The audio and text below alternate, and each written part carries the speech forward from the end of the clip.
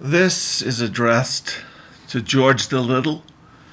That's what Saddam called him, George the Little, as opposed to George the Big. George the Little invaded Iraq, everybody knows, 11 years ago. And there were close to 4,000 American deaths and many, many more casualties, people who were injured and knocked out of the war. And I'm just wondering how someone could cope. I know how Thomas Young coped as hard and as long as he could. And he's gone now.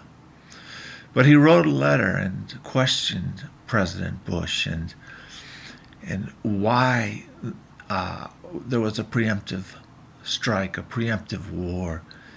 And I think George the Little thought he would swoop in like George the Big and rescue Kuwait, rescue Iraq.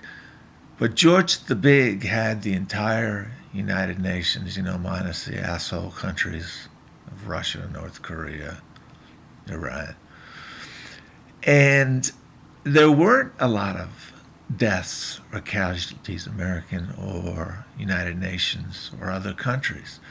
And I think George the Little was so stupid that he thought he could do the same thing and actually claimed he did the same thing on the carrier ship with his crotch bulging in a flight uniform. That makes me sick.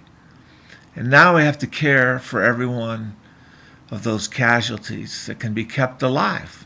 Basically 5 or 10 minutes. Soldiers say if they can be rescued, they can be kept alive. Many times in a vegetative state, severe brain injuries, concussions, loss of limbs. And all of these are on the back of George the Bush, of evangelicals, and myself. I didn't vote that year. And so I grieve my responsibility in the war.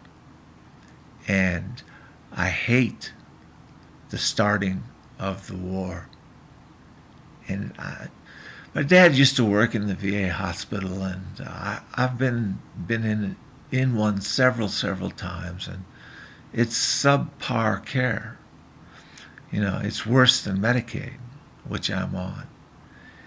And I just pray for all those guys, shattered, battered, bruised. I think that's about all I gotta say.